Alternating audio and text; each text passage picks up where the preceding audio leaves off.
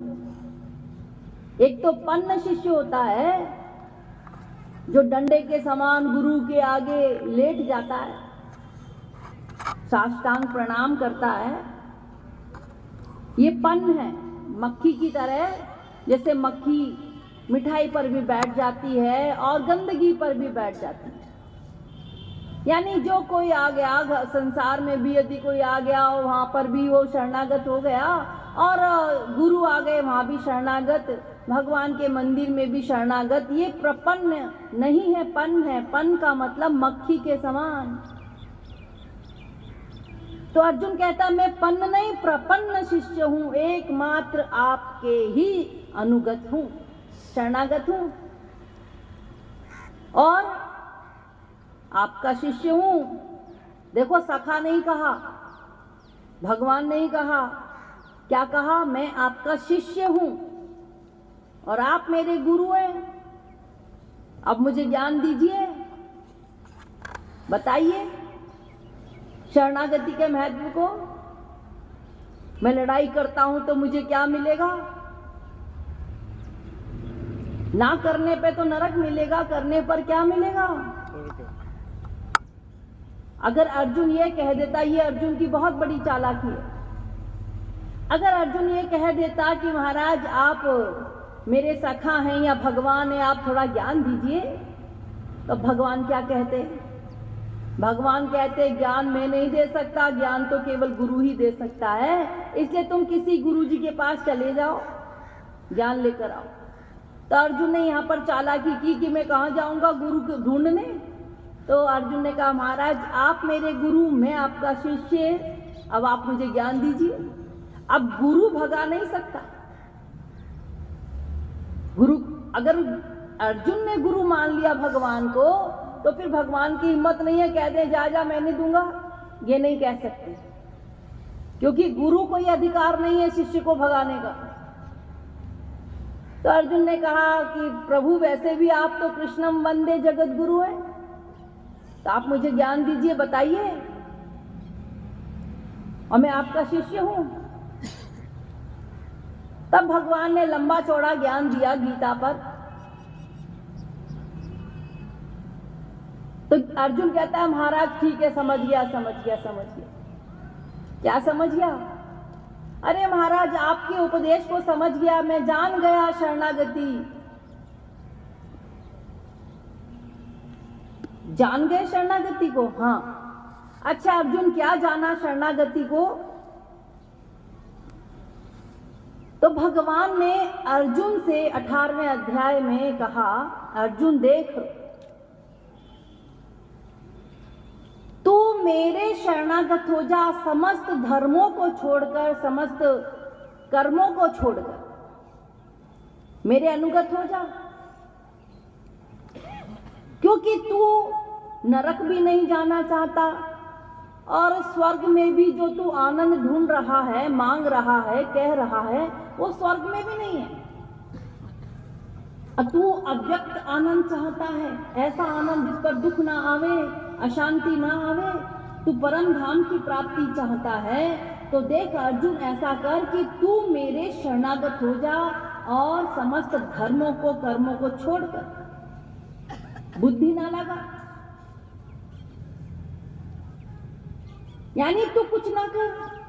युद्ध करेगा तो अच्छा कार्य हो जाएगा, मतलब है कुछ ना करना।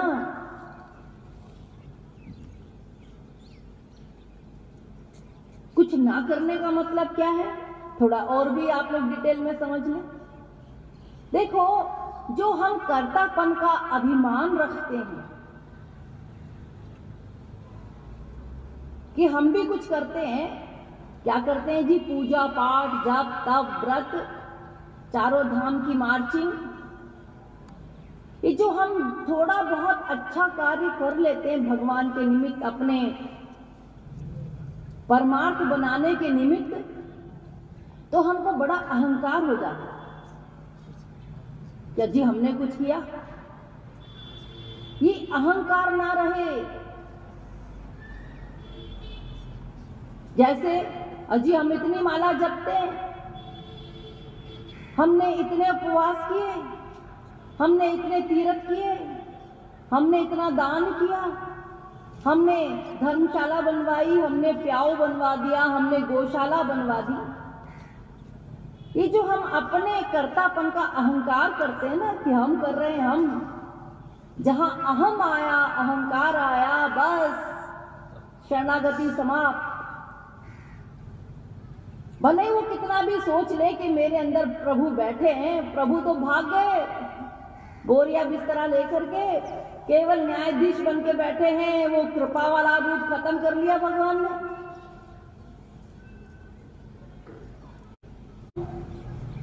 और एक से बढ़ के एक हर क्लास में टॉप करते हैं वो, चाहे शारीरिक बलवत्ता में या फिर ईश्वरीय क्षेत्र में, दोनों क्षेत्र में ही टॉप करने वाले हैं। तो भला इनके रहते हुए दुशासन मेरा क्या बिगाड़े। बड़े अभिमान से द्रौपदी अपने 5 पति की ओर देखने लगी। इनके रहते हुए दुशासन कुछ नहीं कर सकता मेरा। जब दुशासन दुर्योधन की आज्ञा पा करके और द्रौपदी को राज्यसभा में घसीट कर लाया, तो द्रौपदी को ये अभिमान था, मेरे पति 5 होते हुए ये मेरा कुछ नहीं बिगाड़ सकता दुशासन। द्रौपदी ने बड़ी आशाओं से, बड़े गर्व के साथ अपने पतियों की ओर देखा। 5 पतियों ने अपना सिर नीचे कर लिया। द्रौपदी कोई आशा नहीं थी कि मेरे पति मेरी रक्षा के लिए नहीं आएंगे। उसने देखा कि अरे ये तो सिर नीचा करके बैठ गए, तो 5 पतियों का बल भीतर से निकल गया। फिर उसने सोचा कि गुरुजनों के रहते हुए, भीष्म पितामह के रहते हुए तो अन्याय इनकी सभा में हो ही नहीं सकता, अवश्य ये लोग मेरी मदद के लिए आएंगे। लेकिन वे भी मदद के लिए नहीं आए। भीष्म पितामह ने अपना सिर नीचे कर लिया, द्रोणाचार्य जी ने भी अपना सिर नीचे कर लिया, कृपाचार्य जी ने भी नीचे कर लिया, यानी अब गुरुजनों का बल भी निकल गया। लेकिन द्रौपदी ने सोचा कि मैं भी तो बलवान हूं, मेरे अंदर भी तो बल है, मैं भी तो दिव्य कन्या हूं, और अपने साड़ी के आंचल को दांत से दबा लिया और भगवान को पुकारने लगी। कहने लगी, सच कहते हैं संत ग्रंथ कि संसार में कोई अपना नहीं होता, मुसीबत के समय कोई काम नहीं आ रहा। ऐसा सोच करके भगवान को पुकारने लगी। और जब भगवान को पुकारने लगी तो उस समय भगवान द्वारिका में भोजन कर रहे थे। तो भोजन का एक गस्सा मुंह में था, एक गस्सा हाथ में था। आप लोग भोजन करते हैं ना, तो क्या करते हैं, एक मुंह में ठूस लेते हैं, फिर दूसरा भी तोड़ के हाथ में रेडी रखते हैं कि जैसे वो अंदर जाए फिर गपक करके दूसरा डालना। तो ऐसे ही भगवान ने भी अपना एक गस्सा मुंह में था और एक गस्सा हाथ में, लेकिन गस्से को चबा नहीं रहे। क्यों? क्योंकि द्रौपदी पुकार रही है। भगवान स्टेचू बन के बैठ गए, मूर्तिमान। तो रुक्मिणी जी ने सोचा, लगता है कुछ भोजन में गड़बड़ हो गया है, आज प्रभु भोजन नहीं कर रहे, चुपचाप बैठे हैं, ऐसे लगता है कुछ कंकड़ वगैरह आ गया। तो रुक्मिणी जी ने पूछा, प्रभु भोजन ठीक है? हाँ हाँ भोजन तो ठीक है। तो फिर आप खा क्यों नहीं रहे? आप खाइए ना। तो भगवान ने कहा, मैं इसलिए नहीं खा रहा क्योंकि मेरे भक्त पर संकट आया। संकट आया तो फिर आप जाइए, उसको बचाइए संकट से। आप कह रहे हो ना संकट आया, तो जाके उसको बचाइए। तो भगवान कहते हैं कि जाऊंगा, लेकिन अभी भक्त को अपने बल का अहंकार है, जब वो भी निकल जाएगा तब जाऊंगा। प्रतीक्षा कर रहा हूं कि उसका अहंकार कब निकले और कब मैं जाऊं मदद के लिए। पुकारा है मुझे उसने। जब दुशासन ने जोर से साड़ी को खींचा तो दांत से निकली नहीं, खिसकी, थोड़ी सी खिसकी साड़ी। द्रौपदी ने समझ लिया मेरा बल ज्यादा देर तक काम नहीं करेगा, और उसी समय पूर्ण शरणागत हो गई और भगवान को पुकारने लगी, हा नाथ द्वारिका वासिन कृष्ण गोपी जनप्रिय, हे द्वारिका वासिन आकर मेरी रक्षा करो। जैसे भीतर से पुकारा तुरंत भगवान ने अमरावतार कर दिया। दुशासन साड़ी खींचते खींचते बेहोश हो गया, उसे समझ ही नहीं आया कि इतनी बड़ी साड़ी, ये नारी की साड़ी है कि साड़ी की नारी है, ये है क्या ये भला, और खींचते खींचते बेहोश होकर गिर गया। तो द्रौपदी ने बाद में प्रश्न तो यह था कि जब तक हम कंप्लीट सरेंडर नहीं कर देंगे, पूर्ण शरणागत नहीं हो जाएंगे, समस्त बल भीतर से नहीं निकल जाएंगे, तब तक भगवान कृपा नहीं करेंगे।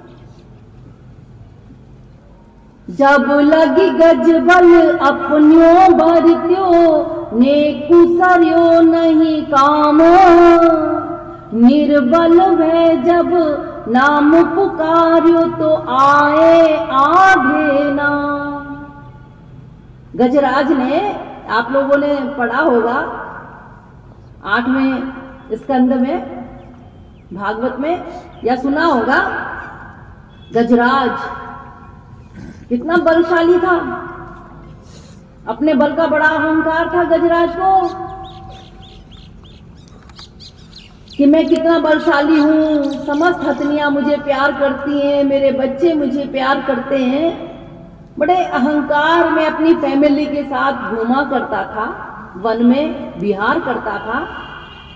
एक सरोवर में पानी पीने के लिए गया, अपने समस्त परिवार के साथ, बच्चे हथनियां सब थी, खूब पानी इत्यादि पिया, सूंड से अपने ऊपर पानी डाल रहा है गजराज। उसी सरोवर में एक ग्राह रहा करता था। उस ग्राह ने जब हाथी को देखा, गजराज को, तो उसके पैर को पकड़ लिया, अपने दांतों में दबा लिया, जबड़े में। ग्राह भी बलशाली था, जलचर प्राणी था, जल में रह करके जलचर प्राणियों की ताकत और अधिक बढ़ जाती है। तो ग्राह अपने पानी की तरफ खींचने लगा गजराज को, गजराज बाहर की तरफ खींचने लगा। इस प्रकार से युद्ध चलता रहा वर्षों, लेकिन बार बार पानी में घसीट लिए जाने पर गजराज की ताकत समाप्त हो गई, बलहीन हो गया, निर्बल हो गया। अब वो समझ गया कि अब मेरी ताकत काम नहीं करेगी, क्योंकि मैं शक्तिहीन हो गया। तो उसने सोचा कि जिसका कोई नहीं होता उसका, मैंने सुना है, भगवान होता है, ज्ञान था उसके अंदर।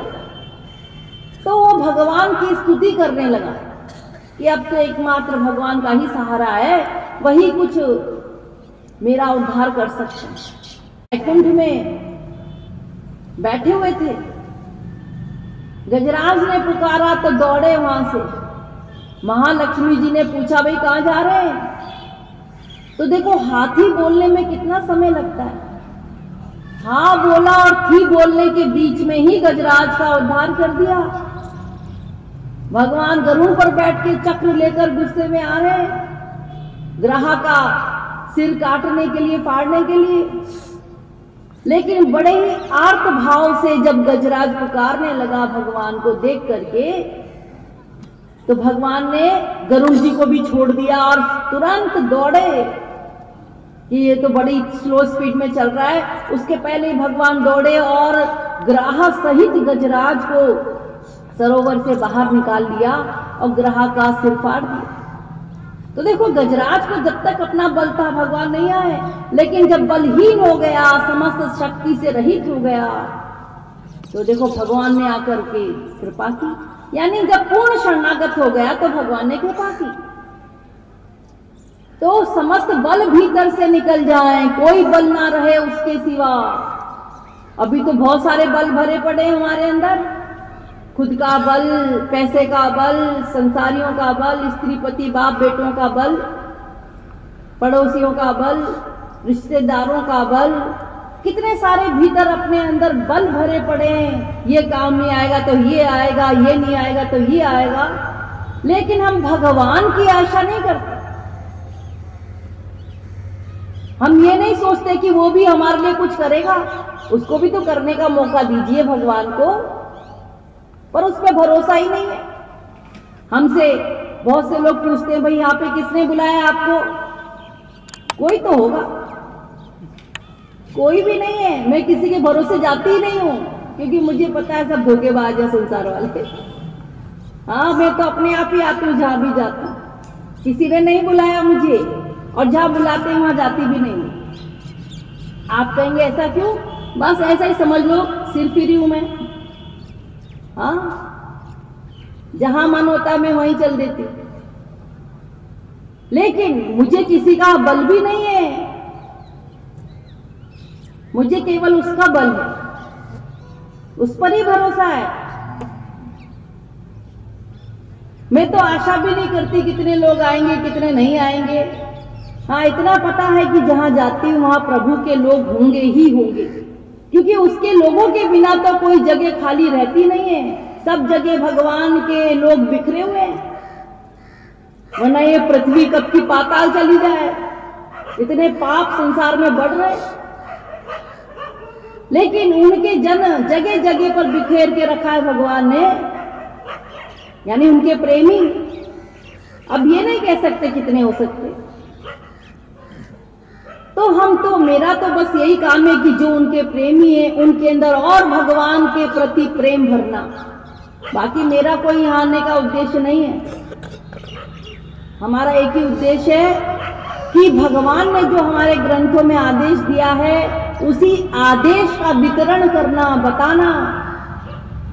कभी कभी संसार में रह के विस्मरण हो जाता है ना लोगों को, गृहस्थियों में रहते हैं, उन्हें पता तो सब है, ऐसा नहीं है कि नहीं पता। कोई नई बात हम थोड़ा बता रहे हैं, ग्रंथों में लिखी वही तो बता रहे हैं, और वही आपने कितनी बार सुना भी होगा, पढ़ा भी होगा। लेकिन चूंकि विस्मरण हो जाता है, वो बातें भूल जाते हैं हम लोग। वही बातें हमको जब कोई आके बताता है तो वापस से रिमाइंड होता है, और वही बातें जब हम जान लेते हैं, समझ लेते हैं, तो फिर भगवान से वापस हम थोड़ा बहुत और प्यार, यानी प्यार में और उन्नति होती है। तो मैं तो कोई ना भीड़ देखती हूँ ना लोगों को देखती हूँ, बस ये देखती हूँ कौन कितने ध्यान से सुन रहा है। जो जितना अधिक ध्यान से सुनेगा, इसका मतलब उतना अधिक उसका भगवान से प्रेम है, तभी तो भगवान की बातें उसको अच्छी लग रही है, ध्यान पूर्वक सुन रहा है।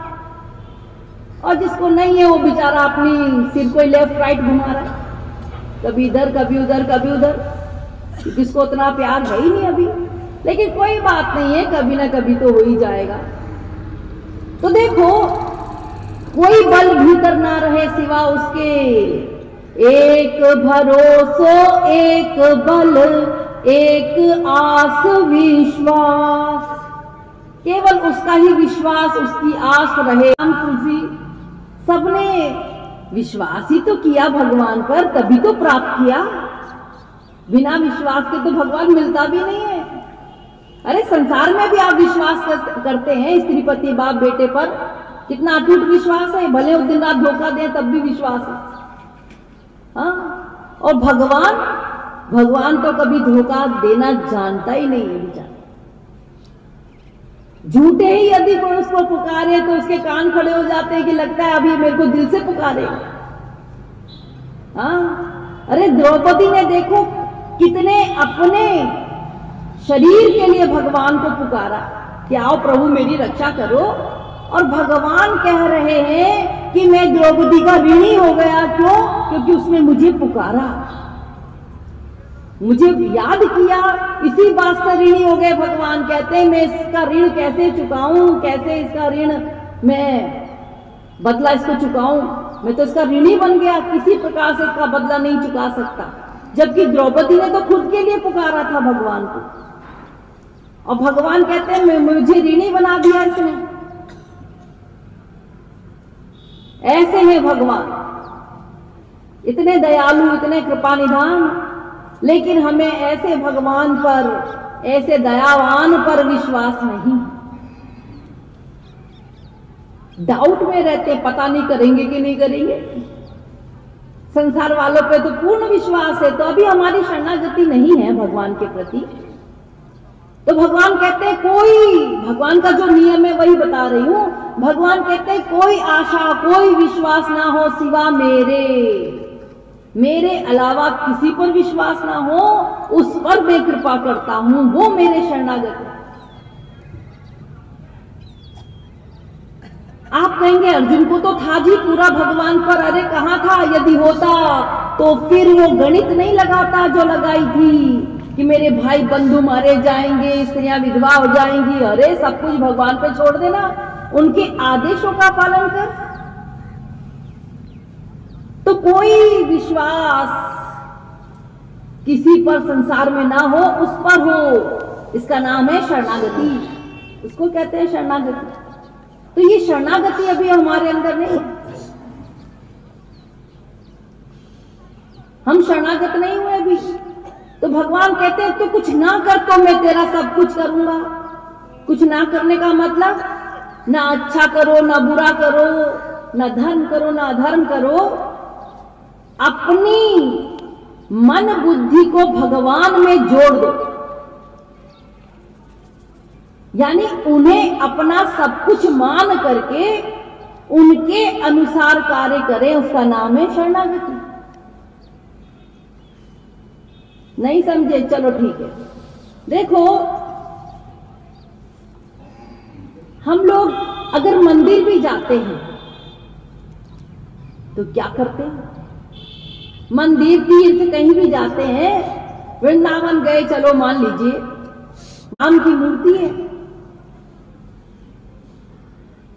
हमने थोड़ी देर मूर्ति को देखा, उसके बाद में गहनों को देखा, उनके साज समार को देखा कि क्या क्या श्रृंगार किया है। जी यहाँ तो सोने का श्रृंगार है, यहाँ तो हीरे का श्रृंगार है, यहाँ तो प्रसाद भी बड़ा बढ़िया मिलता है, यहाँ का लड्डू में कितना बड़ा देखो कितना स्वाद है, यहाँ की व्यवस्था भी सही है जी, खाना पीना भी यहाँ पे सही है जी, रहने की व्यवस्था भी बड़ी अच्छी की है। तो इन सब में जो आपने वहां जाके देखा और बाय चांस किसी ने जोर से धक्का दे दिया आपको, तो आपने घुर्रा के उसकी तरफ भी देख लिया है, इसने मुझे धक्का मार दिया, इतनी हिम्मत इसकी। मुंह से नहीं बोला तो मन ही मन, वरना तो कोई सिर फिराए तो लड़ने भी बैठ जाता। तो इतने सब में भगवान कहां आया बताइए जरा। आपने खाली श्रृंगार को देखा, वहां के पंडों को देखा, आपने वहां की व्यवस्था को देखा, आपने वहां के प्रसाद को देखा, लेकिन आप गए क्यों थे? अजी भगवान को देखने।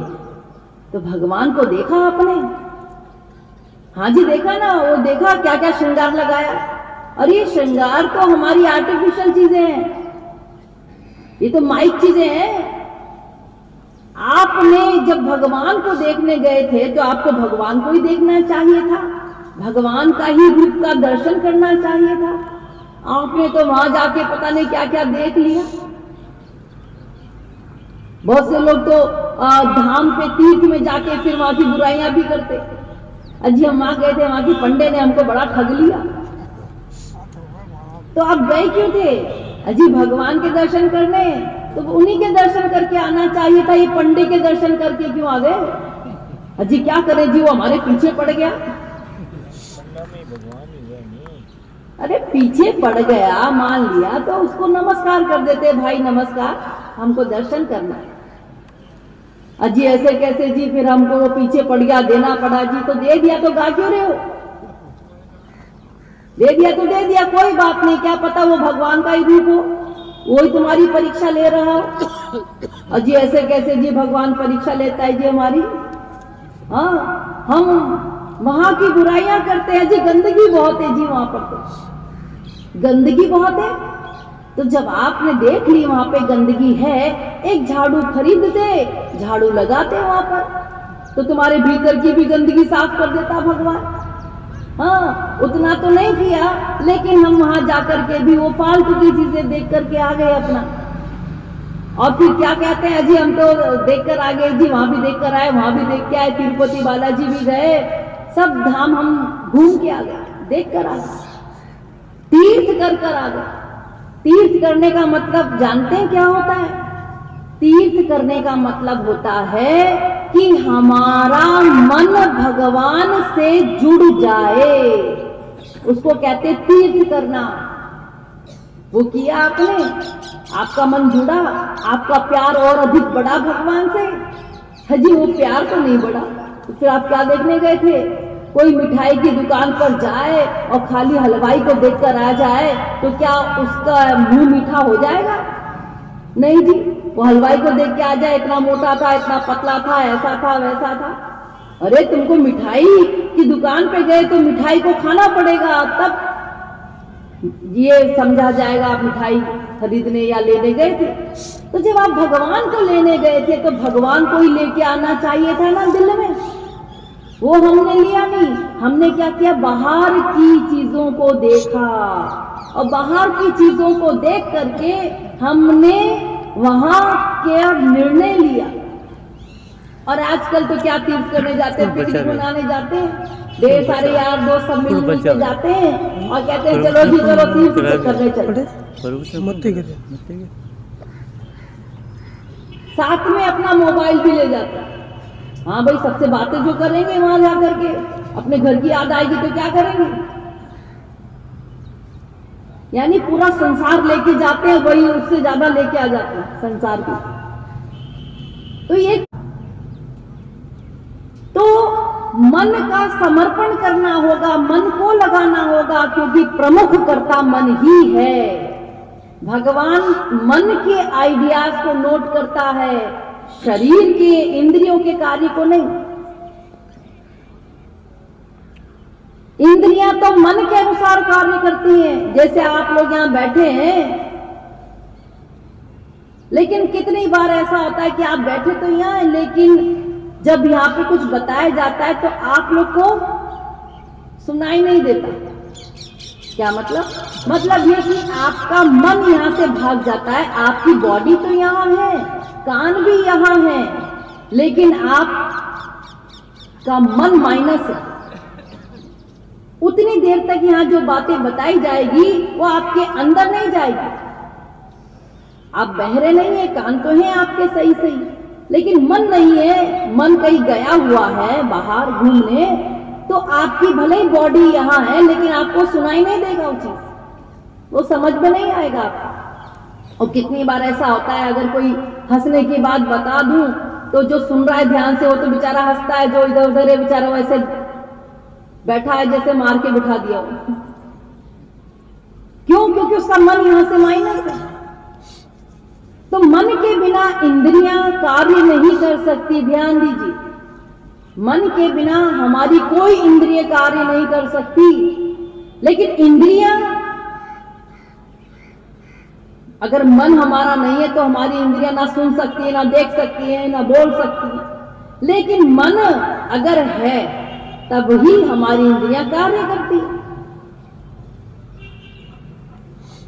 तो प्रमुख कर्ता मन ही है, समस्त कार्यों का, कर्मों का कर्ता मन है। तो मन के ही विचारों को भगवान नोट करते हैं। आप शरीर से क्या कर रहे हैं वो भगवान नहीं देखते। अगर तुम्हारे शरीरों के कार्य को भगवान देखते तो अनंत बार भगवत प्राप्ति हम लोग को हो चुकी होती, लेकिन शरीर के कार्य को भगवान नहीं देखता, मन के कार्य को।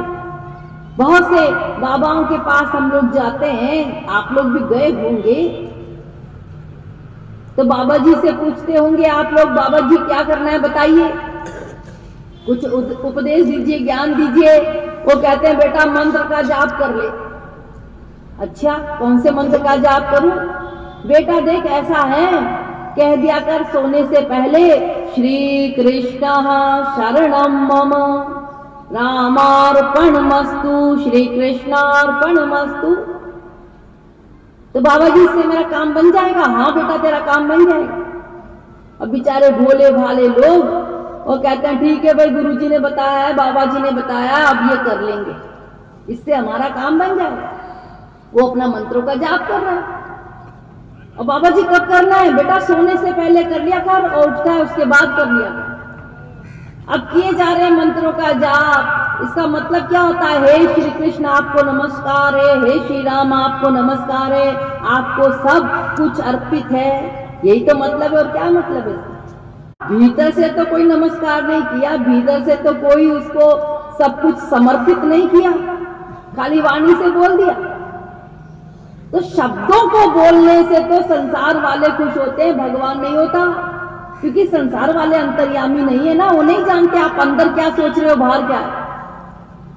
और जब जान जाता है कोई संसार वाला कि इसके अंदर क्या है, कभी कभी आउट होता है आप लोगों का, तो देखिए कितना भयंकर युद्ध हो जाता है गृहस्थी में, सब जगह। लेकिन चूंकि अंतर्यामी नहीं है इसलिए सब कुछ चलता रहता है घपड़ सपड़। लेकिन भगवान तो अंतर्यामी है, वो तो भीतर ही बैठा है, वहां पे आप कैसे गड़बड़ कर सकते?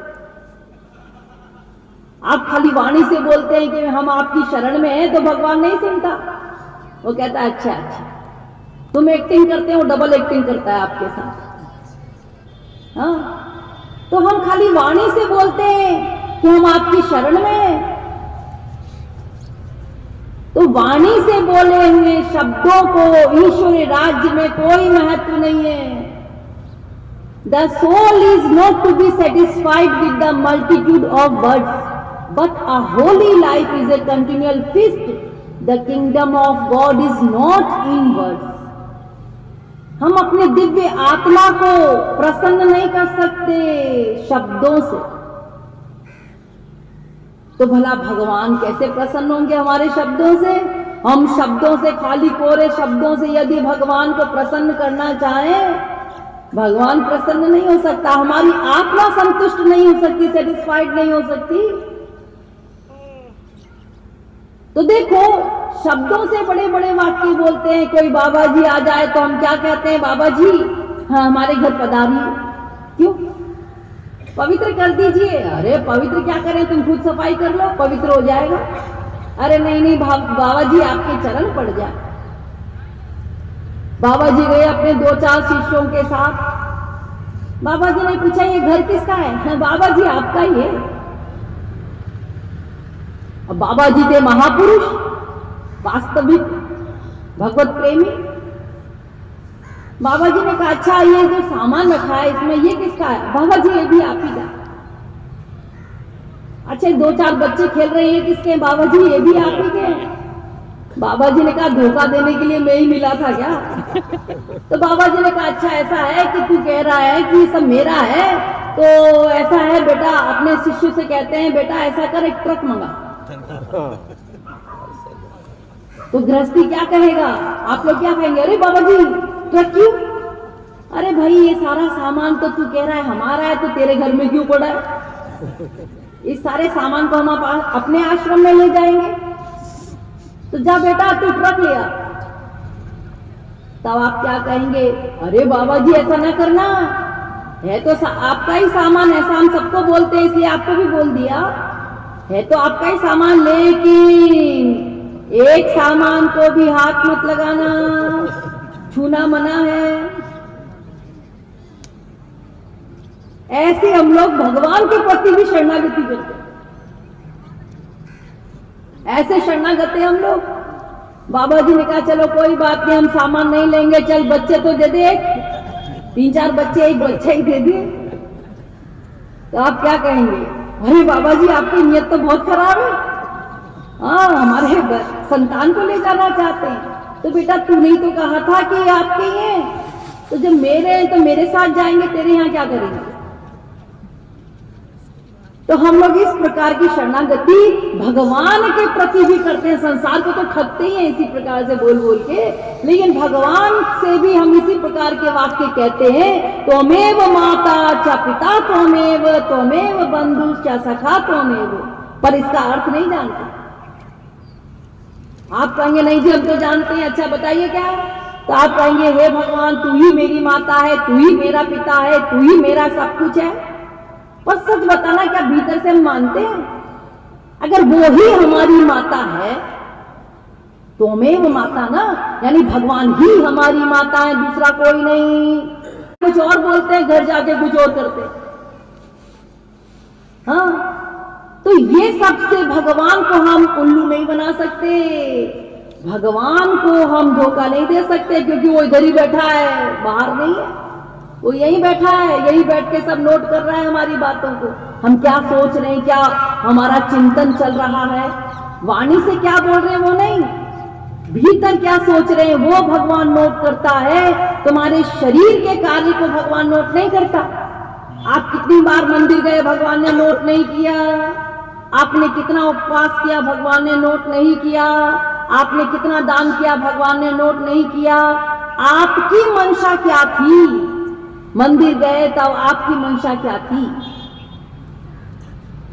आप क्या लेकर आए? आपने व्रत किया तो क्या सोचा? वो आपका सोचना, वो आपके मन के कार्य को ही नोट किया जाएगा, शरीर के कार्य को नहीं। आप माला लेकर बैठे हैं, राम राम राम राम बोल रहे हैं वाणी से, लेकिन भीतर से तो, मुंह से तो, वाणी से तो राम राम बोल रहे हैं। मैंने बहुत सी बुढ़ियाओं को देखा है कि वो हाथ में ले लेती है माला, राम राम राम राम करती रहती हैं और दिन भर बहू से भी लड़ती रहती है। हाँ, और कोई अड़ोसी पड़ोसी आ जाए तो माला गई भाड़ में, आजा बैठ, बातें भी करती जाएंगी, राम राम भी करती जाएंगी। माला नहीं छूटनी चाहिए। तो ये केवल दम है, ये पाखंड है, इससे कुछ नहीं मिलना है। आप भले इस अभिमान में जीते रहिए कि अजी हमने इतनी माला का जाप कर लिया, हमने इतना राम राम लिख दिया। अरे तुम भले जीवन में एक बार राम बोलते, लेकिन भीतर से बोलते, हृदय से बोलते, उससे प्यार युक्त करके अपने वाक्यों को यदि आप बोलते भीतर से, तो शायद वो सुन लेता।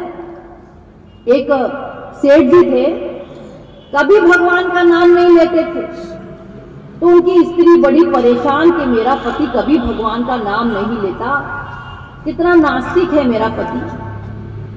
बड़ी परेशान थी, वो बेचारा का नाम ही ना ले, वो अपनी दुकान जाए, घर आए। तो उसने कहा कि भाई तुम भी कभी भगवान का नाम लिया करो। तो उसने कहा अरे मेरी क्या जरूरत है, तू करती है ना, बस बहुत। लेकिन एक दिन नींद में सेठ जी के मुंह से भगवान का नाम निकल गया, राम शब्द निकल गया। तो बीवी बड़ी खुश हुई कि चलो नींद में ही सही, मेरे पति ने भगवान का नाम तो लिया, ये कभी लेता ही नहीं, मैं तो थक गई बोल बोल के। अरे परमार्थ भी तो बनाना है कुछ अपना, कि खाली अपने पेट के लिए लगे रहेंगे। लेकिन आज मेरे पति ने भगवान का नाम लिया तो बहुत खुश हुई, और उसने सोचा कि आज किसी ब्राह्मण को भोजन कराती हूँ, किसी पंडित जी को, क्योंकि आज तो बड़ा ही शुभ दिन है मेरे लिए। और किसी ब्राह्मण को भोजन के लिए लिवा लाई और भोजन कराने लगी। पति ने पूछा भाई क्या बात है, आज तरह तरह का स्वादिष्ट भोजन बना है, कोई विशेष त्योहार है क्या? उसने कहा जी आज तो बड़ी खुशी का दिन है, आज का दिन तो इतना बढ़िया दिन है कि मैं आपको बता ही नहीं सकती। अरे नहीं नहीं बताओ तो क्या बात है। तो पत्नी ने कहा कि आपने रात में नींद में भगवान का नाम लिया, राम शब्द कहा, तो मुझे बड़ी खुशी हुई, और खुशी के मारे आज का दिन तो मेरे लिए पर्व है। तो पति को बड़ा दुख हुआ। उसने कहा कि अरे जिस राम को मैंने अब तक अपने हृदय रूपी घर में छिपा के रखा था, मेरे मन मंदिर में मैंने छिपा के रखा था, दिन रात में उनकी पूजा करता था, दिन रात उनकी उपासना करता था, मन से उनकी भक्ति करता था, वो मेरे श्री राम बाहर निकल गए और दुख के मारे तुरंत प्राण छोड़ दिए। तो देखो भीतर से कितना प्यार, और बाहर से कभी भगवान का नाम नहीं लिया। तो भगवान मन के कार्य को नोट करता है, बाहर से हम क्या करते हैं वो नोट नहीं करता, वो नहीं देखता। तो मन के कार्य को ही नोट किया जाता है। मन एवं मनुष्याणाम कारणम बंध मोक्षयोः। पंचदशी कहती है कि बंधन और मोक्ष का कारण केवल मन ही है, तो मन का ही समर्पण करना होगा। और यही उपदेश भगवान ने गीता में अर्जुन को भी दिया कि अर्जुन मन का समर्पण कर, मय्येव मन आधत्स्व मयि बुद्धि निवेशय। मन दे मुझे, मय्येव मन आधत्सु, मन दे। उसने कहा महाराज वो तो दे दिया मैंने। अरे तू समझा नहीं मेरी बात को, तो समझाइए महाराज। मयि बुद्धि निवेश, बुद्धि का भी निवेश कर, यानी दान कर। मयि बुद्धि निवेशयम, ये मन का तो किया तूने, बुद्धि का भी दान कर।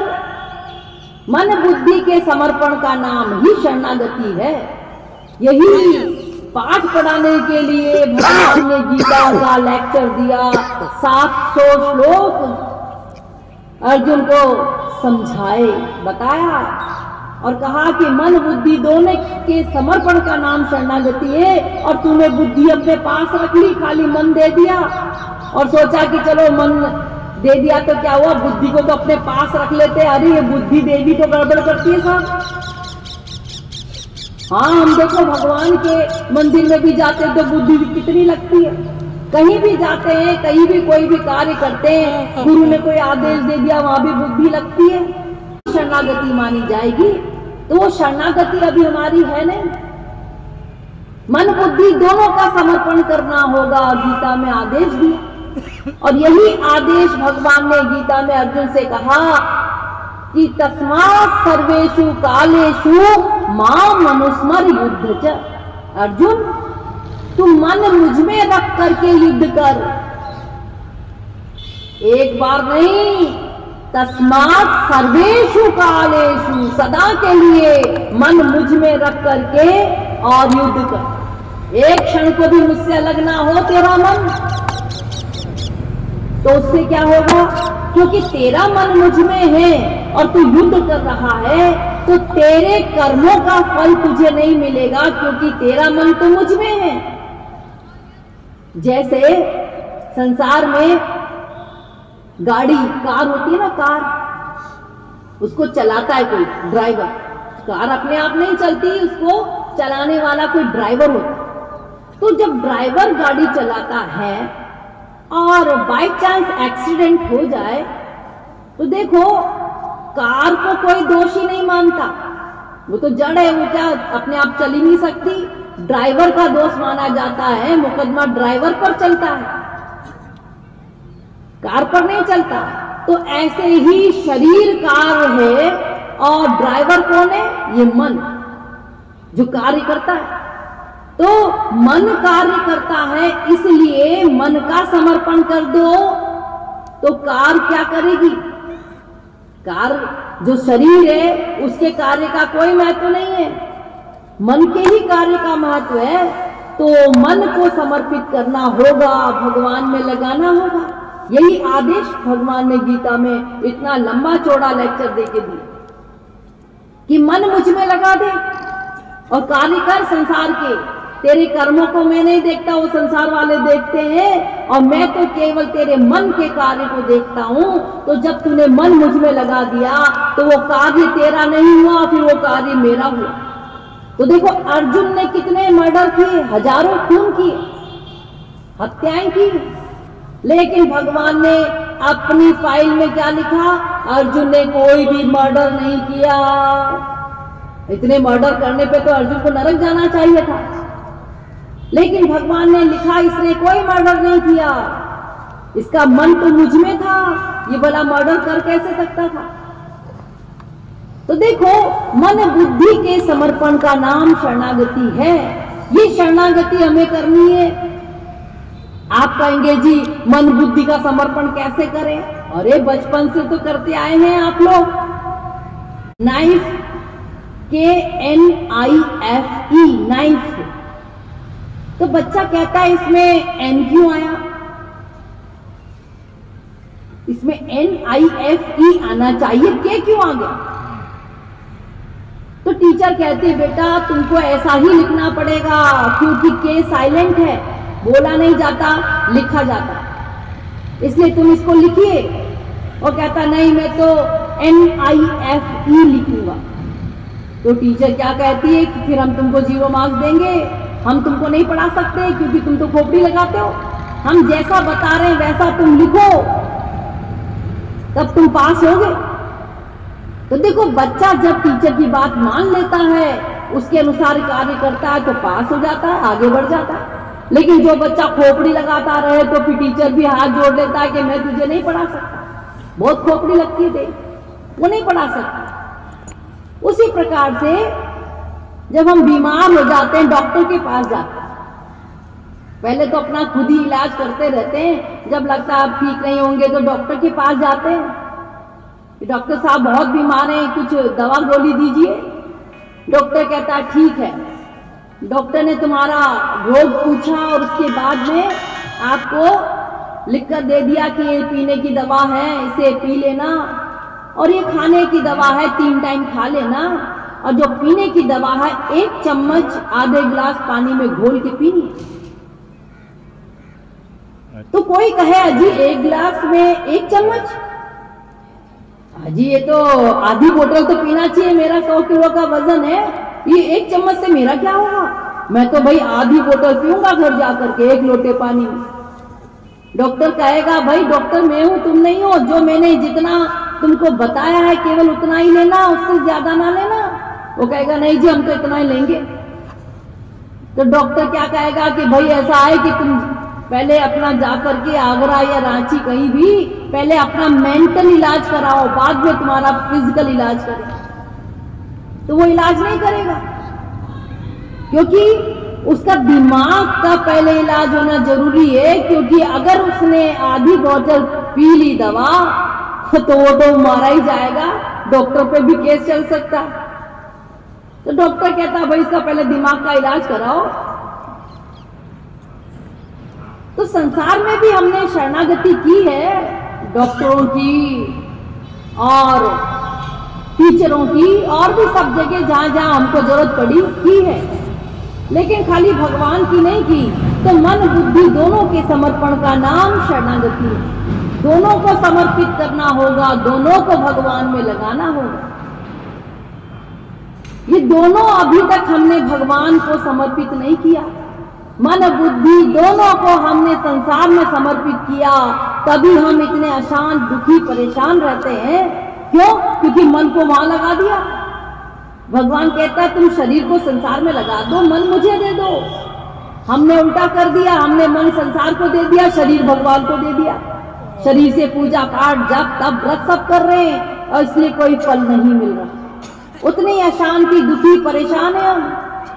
ये अशांति किसको होती है? बॉडी को, शरीर को नहीं, हमारे मन को। तो जब तक हम अपने मन को भगवान के मन से नहीं जोड़ेंगे तब तक हमें शांति सुख आनंद प्रेम नहीं मिल सकता। जहां पर है नहीं वहां पे हम दौड़ रहे हैं, भाग रहे हैं, आनंद मिल जाए, सुख मिल जाए, शांति मिल जाए। अरे जब है ही नहीं तो मिलेगा कैसे? जहां है वहां हम जाना नहीं चाहते, वहां पर हम अपने मन को देना नहीं चाहते। तो भगवान कहते हैं मुझे तो खाली तू अपना मन दे दे, तेरा शरीर तुझे जहां देना है वहां दे दे। शरीर तो नश्वर है, एक दिन वैसे भी ढलेगा। इस संसार वाले तेरा शरीर चाहते, तुम्हारे मन को कोई नहीं चाहता।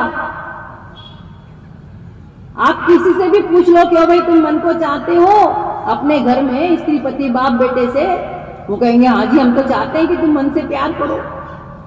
तो आप कह देना ठीक है अब हम मन से ही प्यार करेंगे, कोई काम नहीं करेंगे, अब तो बस खाली प्यार ही करेंगे मन से, हम कोई काम वाम नहीं करेंगे। तो क्या कहेंगे तुम्हारे घर वाले? तुम्हारे घर वाले कहेंगे कि तुम्हारे मन को लेके हम क्या करें? अरे भाई काम करो। संसार वाले तुम्हारा काम चाहते हैं, तुम्हारे मन को कोई नहीं चाहता। हाँ तुम कितना भी मन से प्यार करो चप्पल जूते ही मिलेंगे, क्योंकि उनके पास वही सामान है बेचारों के पास, उनके पास है। लेकिन यह मन ऐसे ही नहीं लग जाएगा। देखो अर्जुन से भगवान श्री कृष्ण ने गीता में ही एक वाक्य कहा कि 4 प्रकार के लोग मेरी तरफ नहीं आ सकते, मेरी शरणागति ग्रहण नहीं कर सकते। 4 प्रकार के लोग मेरी शरणागति नहीं कर सकते। कौन कौन से? न मां दुष्कृतिनो मूढ़ा प्रपद्यन्ते नराधमाः मायया परितज्ञाना आसुरम भावमाश्रिताः। ये 4 प्रकार के लोग, 7वें अध्याय का 15वां श्लोक है, ये देख लेना।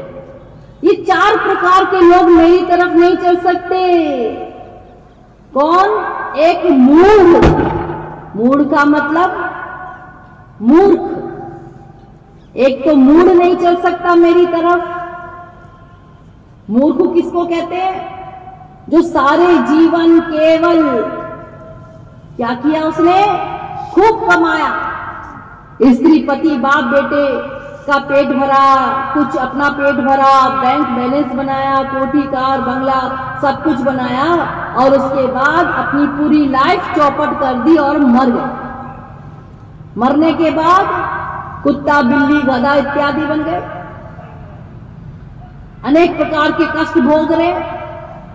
इन्हें पता ही नहीं है पूरे जीवन इतने व्यस्त रहे कमाने इत्यादि में अपनी फैमिली में, कि कभी ये सुना ही नहीं, जाना ही नहीं कि भगवान भी कोई है और उससे हमारा कोई नाता है।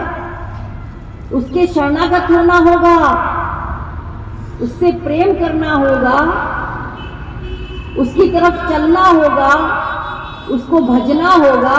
ये कभी सुना ही नहीं, जाना नहीं, समझा नहीं। पूरे जीवन हम अपने ही संसारी चीजों में लगे रहे, उसके बाद में निकृष्ट योनियों में डाल दिया गया। कुत्ता बिल्ली गधा इत्यादि बना करके अनेक कष्ट भोग रहे हैं। अब दुखी हो रहे कि अरे अगर पहले पता होता तो जी हम भी कुछ अपनी बिगड़ी बना लेते, आज इतना गंदा जीवन क्यों जीना पड़ता हमको। तब दुखी परेशान अशांत हो रहे हैं। लेकिन अब करने से क्या होता है? मनुष्य शरीर तो छिन गया, अब तुम कितना भी पछता लो, अब तो तुमको भोगना ही पड़ेगा। सर्दी गर्मी बरसात में देखो बेचारे जानवर कितने, हमको सर्दी लगी हमने फटाक से ओढ़ लिया, कुछ गर्मी लगी हमने पंखा चला लिया, कूलर चला लिया, एसी चला लिया, भूख लगी खा लिया। ये बेचारे जानवरों को कौन देखता है, कौन इनकी देखभाल करता है?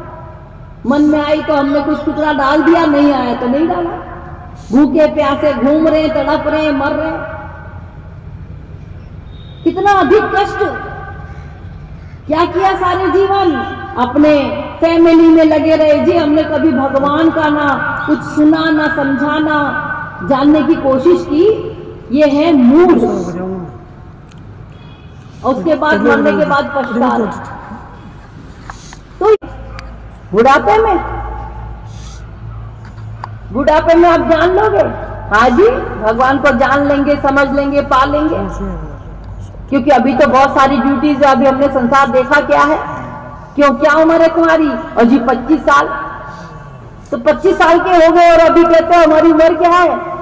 अजी अभी तो अब कमाएंगे, शादी ब्याह करेंगे, बच्चे पैदा करेंगे, उसके बाद में फिर उनको बड़ा करेंगे। बहुत सारी ड्यूटीज है जी हमारी।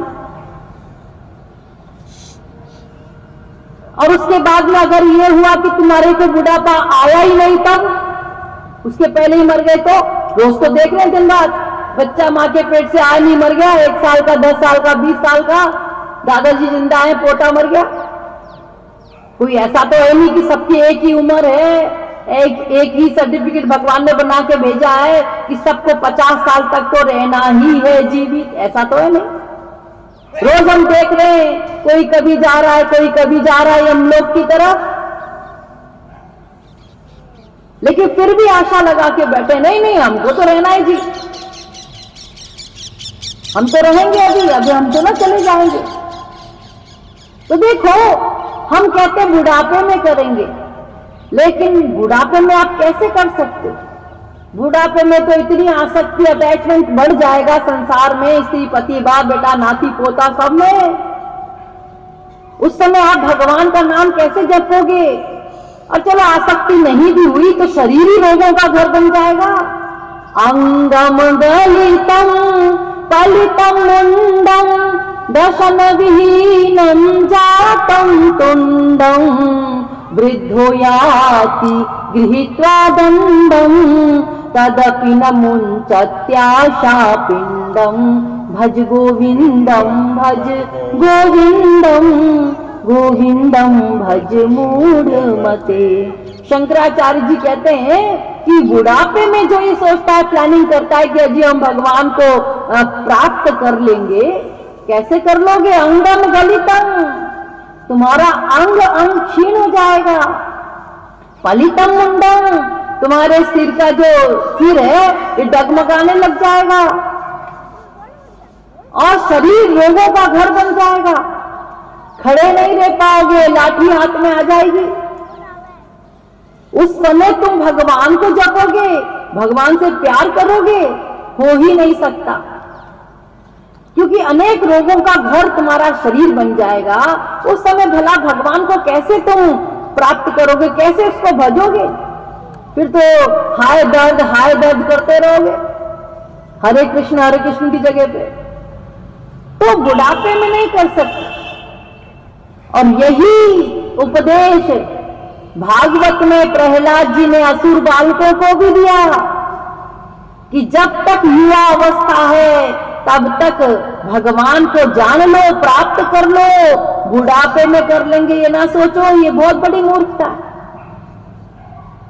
और हम लोग अपने बच्चों को उपदेश देते हैं, अभी तुम्हारी उम्र नहीं है बेटा भगवान की तरफ चलने की। तो क्या उम्र है? अरे अभी तो संसार में खेलो, खाओ, पियो, मस्त रहो। तो क्या करते हैं बच्चे क्या करते हैं? क्या आवारा बन जाते हैं? फिर दुखी होते हो आप, अजी हमारा बच्चा आवारा बन गया। तो बनाया किसने? तुम्ही ने ना। कभी भगवान की कोई बात नहीं सिखाई, ना बताई, ना पूजा पाठ, कुछ नहीं। तो बच्चा आवारा नहीं बनेगा तो क्या बनेगा? वही बनेगा जो आपने बनाया उसको। तो हम उल्टा उपदेश देते हैं अपने बच्चों को, फिर दुखी परेशान अशांत होते हैं, क्योंकि आपने ऐसा संस्कार नहीं भरे, ऐसा उसको नहीं बनाने की कोशिश की। तो देखो, जब तक शरीर स्वस्थ है तभी तक हम भगवान को प्राप्त कर सकते हैं। बुढ़ापे की सोचना तो उसी प्रकार से है कि जैसे घर में आग लग जाए, अब हम सोचें चलो कुआं खोदें आग बुझाने के लिए। अरे तब तक तो तुम्हारा घर जल के नष्ट हो जाएगा, भस्म हो जाएगा। उस समय भला कुआं खोदने से क्या लाभ है? तो जो समय मिला है उसी समय का सदुपयोग करना होगा। तुरंत शीघ्र भगवान को जानना होगा, प्राप्त करना होगा। तो देखो, भगवान को प्राप्त करना है, जानना है, तो मन बुद्धि का समर्पण करना होगा। हम कहते हैं कर लेंगे, यानी लापरवाही। जिस प्रकार से घर में संपूर्ण बात क्या है? जो चीज हमारे ग्रंथों में वर्णित नहीं है उसको पूछ के मिलेगा क्या? जो वर्णित है उतना ही जान लो, वही बहुत है, हमारे काम की चीजें हैं, वही समझ लो तो बेड़ा पार हो जाए। तो ये लोग भी शरण में नहीं आ सकते भगवान के। नंबर 4, आसुरम भाव माश्रितः। इन लोगों का एक ही काम होता है, वो क्या होता है? जहां कहीं भगवत चर्चा हो, जहां कहीं कीर्तन हो, जहां कहीं भगवान नाम लिया जा रहा हो, वहां जाके डिस्टर्ब करना। हाँ अजी ये क्या दिन रात भगवान का नाम बोला जाता है जी? ये क्या दिन रात मंदिर में कीर्तन भजन बोला जाता है? यानी इनके पेट में बदहजमी शुरू हो जाती है। ये राक्षस प्रवृत्ति के होते भगवान कह रहे हैं। भगवान गीता में कहते हैं राक्षस प्रवृत्ति के हैं, आसुरम भाव माश्रितः। ये असुर भाव के हैं, यानी राक्षस प्रवृत्ति के हैं। इन्हें मरने के बाद घोर नरक की यातनाएं दी जाती हैं, क्योंकि इन्होंने खुद भी नाम नहीं लिया और जो ले रहा था उसको भी डिस्टर्ब किया। तो इन्हें खूब कठोर यात्रा वाले नरक दिए जाते हैं, उनकी यात्राएं दी जाती हैं ताकि उसे उसका सबक मिले। तो भगवान कहते हैं 4 प्रकार के लोग मेरी तरफ नहीं आ सकते अर्जुन। अब इन चारों में से हम किस प्रकार के सोच लीजिए। मूढ़ तो हम हो नहीं सकते, क्योंकि यहाँ पे बताया जा रहा है, आप लोग को भी इतना ज्ञान तो होगा ही कि भगवान है, उससे हमारा कोई नाता भी है, उसको जानना भी है, उसको पाना भी है, उसकी तरफ जाना है, चलना है, भजना है, ये ज्ञान दिया जा रहा है। इतना तो आपको पता ही है। तो मूढ़ नहीं है। और माया परित्यक ज्ञान यानी तर्क वितर्क कुतर्क में सदा लगे रहे, ऐसा भी नहीं है। हाँ, कभी कभी तो चलो जो प्रश्न है उसका समाधान होना भी चाहिए। नंबर 3, आश्रम भाव माश्रिता भी नहीं है। ये राक्षस प्रवृत्ति के हो, डिस्टर्बेंस करने वाले, अगर ऐसे होते तो फिर आप शांति से नहीं बैठे होते, फिर तो डिस्टर्ब करते होते। अब एक ही बचा नराधम, यानी कर लेंगे जल्दी क्या है जी, कर लेंगे। बहुत से लोग कहते हैं अजी हम करना तो चाहते हैं पर क्या करें जी, हमारा मन नहीं लगता। थोड़ी देर बैठते भी हैं, मन लगाने की कोशिश भी करते हैं पर मन लगता नहीं, इसलिए हम उठ जाते हैं, नहीं कर पाते भगवान का ध्यान, भजन, कीर्तन इत्यादि। तो एक बात बताइए कि ये किस ग्रंथ में लिखा है या कहां लिखा है कि आपका मन लग जाएगा? अरे लगाना तो पड़ेगा ना, पहले तो लगाना पड़ेगा, बाद में लगेगा। लगाना साधना है, लग जाना सिद्धि है। संसार में भी हम पहले कार्य करते हैं, उसके बाद ही उसका फल मिलता है। कोई ऐसे ही फल नहीं मिल जाता। कोई ऐसे नहीं कह देता कि भाई पहले हमको डिग्री मिल जाए बाद में हम पढ़ाई करेंगे, पहले हमको कमिश्नर बना दिया जाए बाद में हम IAS की एग्जाम देंगे, कंपटीशन में बैठेंगे। कोई संसार में ये नहीं कहता पहले बच्चा पैदा हो जाए बाद में ब्याह करेंगे, शादी करेंगे। हम संसार में नियम से चलते हैं, पहले परिश्रम करते हैं, उसके बाद फल मिलता है। First deserve then desire. संसार में सर्वत्र हम नियम से, कानून से चलते हैं, मेहनत करते हैं, योग्यता प्राप्त करते हैं, उसके बाद उसका फल मिलता है। और भगवान के क्षेत्र में कहते हैं हमारा मन नहीं लगता, इसलिए जी हम तो नहीं कर पाते भगवान जी का कुछ भी। ऐसा कह के हम बला टाल देते, लेकिन ऐसा नहीं करना है, भगवान में लगाना है, वही तो साधना है, वही तो मेहनत है। लग जाएगा तो फिर तो आप महापुरुष बन जाएंगे। पहले लगाना होगा तभी तो लगेगा ये। अरे जब छोटा बच्चा था, देखो चलना भी नहीं जानता था, अगर वो कहे नहीं जी मैं तो कभी चल ही नहीं सकता, तो वो तो कभी चल ही नहीं पाएगा। उसको माएं जबरदस्ती चलाती हैं, हाथ पकड़ पकड़ के चलाती हैं, फिर दीवार के सहारे चलता है। और कभी सोच नहीं सकता कि कभी मैं दौड़ भी लूंगा, और फिर देखो दौड़ में भी फर्स्ट आ जाता है। कैसे? अभ्यास किया, प्रैक्टिस की, चलने की तो चलने लगा, दौड़ने लगा। ऐसे ही जब मन को भगवान में दौड़ाओगे, ये ऐसे नहीं दौड़ जाएगा, पहले आपको प्रैक्टिस करनी होगी, क्योंकि कभी हमने मन को लगाया नहीं भगवान में, तो ये अचानक से कैसे लग जाएगा। लेकिन शुरुआत तो करनी होगी ना, शुरुआत नहीं करेंगे तो फिर कैसे हमारा मन भगवान में आसक्त होगा। आप कहें नहीं जी भगवान ने तो मनुष्य का शरीर बस संसार के चीजों को भोगने के लिए दिया है। चाणक्य का सिद्धांत, चारवाक का सिद्धांत कि जब तक जियो सुख से जियो, कर्जा खा के घी पियो। हाँ, इस सिद्धांत को मानने वाले 99% हैं संसार में। हाँ, तो देखो कहने का मतलब यह है कि ये जो संसार भगवान ने दिया है ना, ये शरीर को चलाने के लिए दिया है, इसका उपभोग करने के लिए नहीं, उपयोग करने के लिए, ताकि हमारा शरीर स्वस्थ रहे।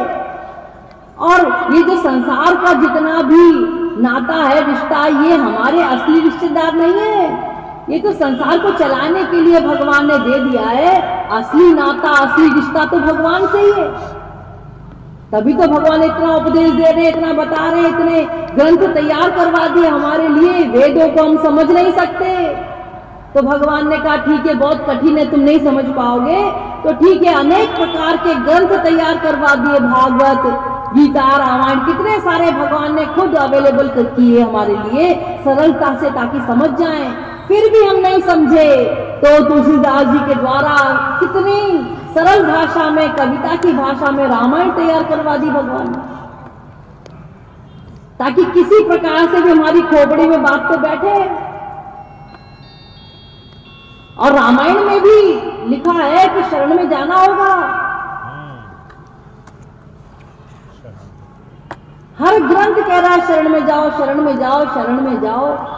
तो देखो ये 4 प्रकार के लोग भगवान की तरफ नहीं चल सकते, ऐसा भगवान कह रहे हैं। और इन चारों में हम केवल नराधम हैं, यानी कर लेंगे, अभी जल्दी क्या है, अभी कर लेंगे, एक दिन सुन लेंगे प्रवचन, 15 दिन है ना प्रवचन, तो एक दिन सुन लेंगे,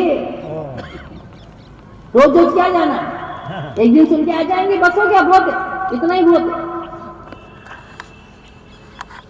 कभी ये नहीं कहते कि चलो एक दिन कमा लिया अब बहुत है, उसके लिए तो नहीं जी और कमाओ। हर चीज के लिए हम इतना परिश्रम आंख मूंद के दौड़ रहे हैं, जबकि रोज देख रहे हैं कि जाने वाला कुछ अपने साथ लेके नहीं जाता। जो उसने पूरे जीवन कमा लिया है भगवत चीजें, अच्छी चीजें, बस वही लेके जाएगा, बाकी सब धरा रह जाएगा। ये सब जानते, मानते भी हैं, लेकिन जब प्रैक्टिकल बात आती है करने की तब कहते हैं नहीं जी अब चलते हैं जी। टिकट तो ना ली जा रही है कि भैया आपको टिकट कटानी पड़ेगी फिर अंदर आओगे, लेकिन फिर भी देखो सुनने का भी टाइम नहीं है। और जो आ भी गए भगवत कृपा से, आप लोग अपने मन से नहीं आ सकते, ये भगवान ही चाबी घुमाता है, जाओ सुन के आओ। दिन भर संसार के पचड़ों में पड़े रहते हो, क्या मिलेगा, कुछ नहीं मिलने वाला, जीरो से गुना है ये सब। ये पेट के लिए जो दिन रात कर रहे हो, ये शरीर के लिए जो कर रहे हो, शरीर तो यही रहने वाला है। और जो चीज तुम्हारी जाने वाली है, दिव्य आत्मा का भोजन भी तो दो, और दिव्य आत्मा का भोजन केवल परमात्मा है, बाकी कुछ नहीं है। तो हम उसको तृप्त नहीं कर रहे, पेट को तृप्त कर रहे हैं, और पेट को भी तृप्त नहीं और भी ज्यादा कर रहे हैं, इतना अधिक कर रहे हैं कि अनेक बीमारियां पाल रहे हैं, इतना अधिक ठूस ठूस के, ये भी खा लें, वो भी खा लें, ये भी कर लें, वो भी चख लें।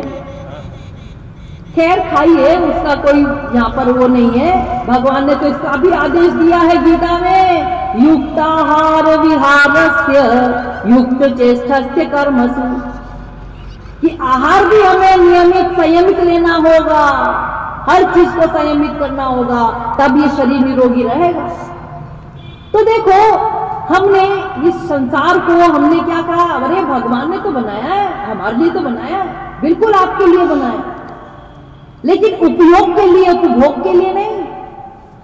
उपयोग करके शरीर को निरोगी रखो और मन को भगवान में जोड़ो, क्योंकि शरीर निरोगी नहीं रहेगा तो फिर आप भजन पूजन नहीं कर सकते, पूजा पाठ नहीं कर सकते, फिर तो आप रजाई गद्दों में पड़े रहोगे कि क्या करेंगे, उठा भी नहीं जाओ। तो इस शरीर को निरोगी रखने के लिए, और निरोगी क्यों रखने के लिए, ताकि तुम उसका भजन करो, उसको याद करो, उससे प्यार करो। इसीलिए तो इतने सारे मंत्र, इतने सारे सब कुछ बना दिया कि त्वमेव माता च पिता त्वमेव, के मनुष्यों सुन लो, वही मेरी माता है, वही मेरा पिता, ये समझ लो, जान लो। इतना सब कुछ समझा दिया भगवान ने, अनेक प्रकार से, अनेक तरह से समझाया।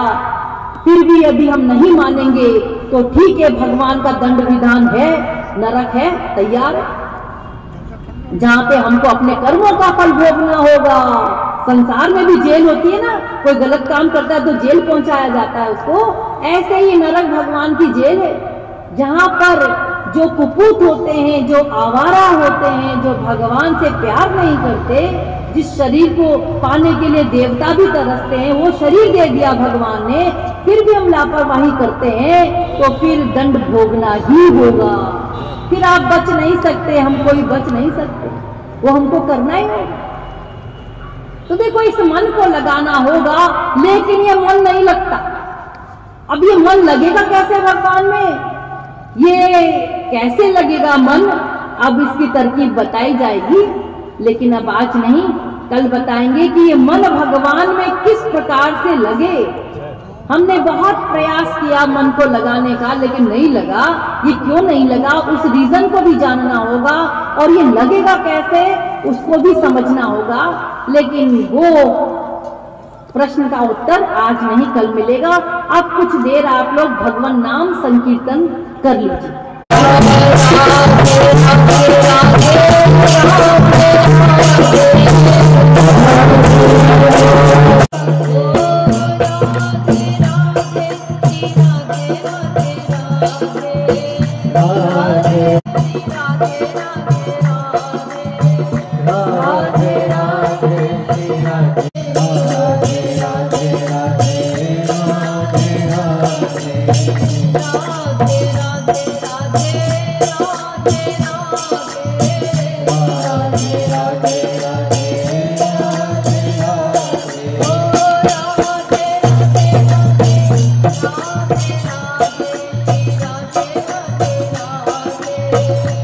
राधे राधे श्री राधे राधे राधे राधे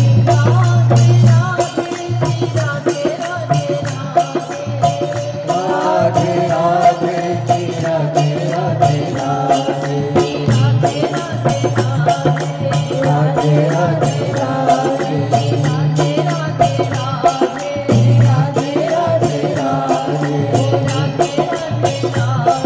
राधे राधे